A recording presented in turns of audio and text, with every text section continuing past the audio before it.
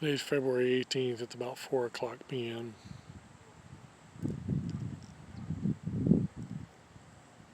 The unfortunate news is that Sonora passed away today at 11:35 this morning.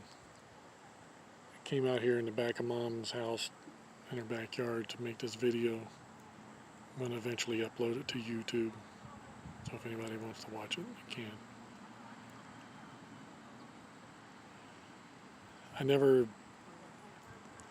I tried to think about what I would say when this eventually happened.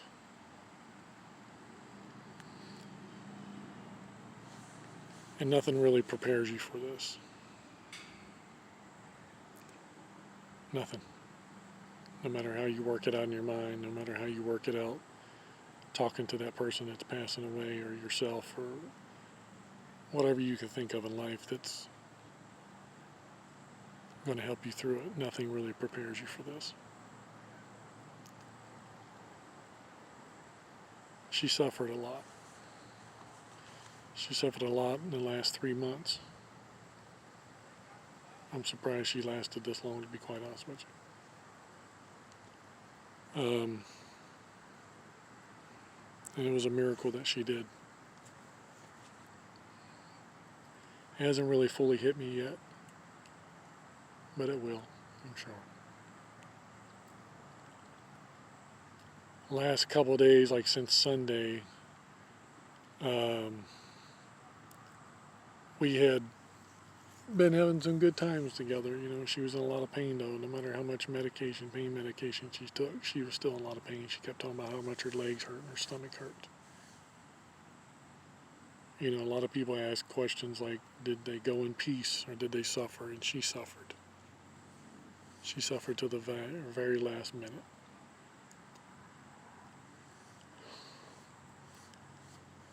And Sunday I had noticed that she was sitting on the toilet, her little potty chair thing in the bedroom, and I went to change it thinking she had just peed, and when I looked in there it was really dark red, like it was blood, and I knew that's when her kidneys were shutting down. And I knew the end was coming soon. And I just had a conversation with her about 4 or 5 days ago. I said, honey, I know you're pretty stable now, because at that time she was. I mean, where do we go from here? What, does it get worse? Does it get better? Is it going to be like this for a while? I said, because my thing is, the only thing that's, when the end comes, it's going to be because of heart failure, because at your age, your heart is still pretty strong. Everything else will fail. Your heart will probably be the last thing. And it was. You know, I got up this morning, she's laying in the bed beside me. I got up this morning, made a peanut butter sandwich and brought it in there, and I asked her if she wanted something to eat.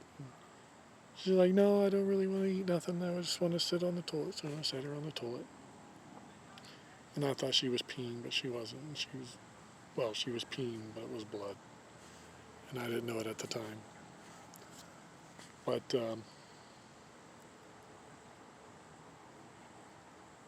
she had been bad off Sunday night. Sunday night, she was in the bathroom, and she was doing bad. She was in so much pain, she could hardly move, and me and Mom moved her into the bed, and she had poop and pee on her, and I told her, I said, get cleaned up. And she just laid there. She didn't even want to move, and then she got up, and that morning, Monday morning, she wiped herself off and everything with a washer rag, and I told her, I said, honey, you got to get in the shower. You got too much poop on her, but she cleaned herself up good. And then we rode around a little bit. And she ate a little bit of something Monday, and then Tuesday she really didn't have much of an appetite. She just wanted to drink a lot. And I told her, I said, well, you drink as much as you want. And she did. And she didn't drink that much, nowhere near where she used to do. And then yesterday I tried to make her some chicken noodle soup, but it was cream of mushroom soup. I didn't even realize it didn't have noodles in it until I actually opened it up. It was so funny. And she goes, I want chicken noodle soup, Campbell's. I said, all right, baby. So I drove down. I said, you stay here, Mom. It's raining, and I'll drive down there and I'll get you some soup, love. And I went down there and got her the soup. I come back and made it for her. She was sitting on the front porch. and she only ate 2 bites of it. And then we hung out there to the house till about 6:30, and I said, well, I got to go to Clearwater. So she got dressed, and we rode down to Clearwater. She slept the whole way there and the whole way back. We stopped off at Barbara's so I could let her see the baby, Bryson, and I wanted to see the girls. And I walked over to the car with Bryson, and she had the car door open, and she says, well, don't bring him over here. I got a fever, because she had been running a fever for a couple of days, like 101.5, 100.2, 102.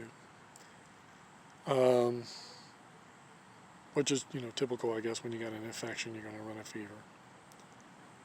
And then this morning I got up, and I made a peanut butter and jelly sandwich, like I said.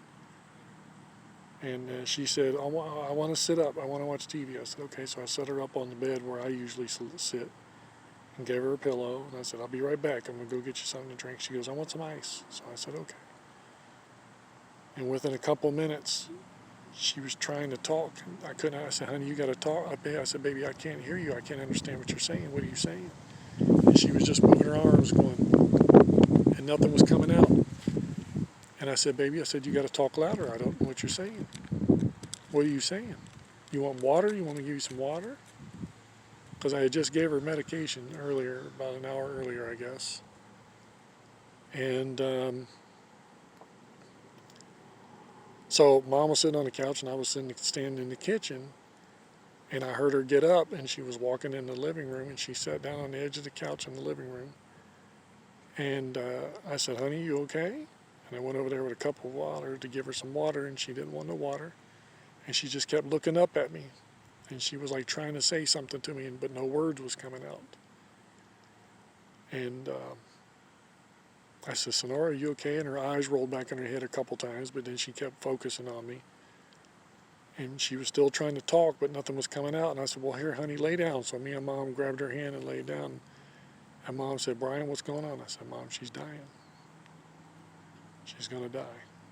I said, I've never seen this happen before in my life. I said, but right now, I understand exactly what's going on. And she laid back on the pillows. I said, let's lay her down. So I tried to prop her feet up a little bit, get them off the floor, And I laid her long ways on the couch. And she had her head propped up a little bit, so I pushed the pillows back so her chin wasn't down in her chest, she could breathe a little better or whatever. And she kind of looked at me one last time, and looked at Mom. And she kind of closed her eyes about halfway,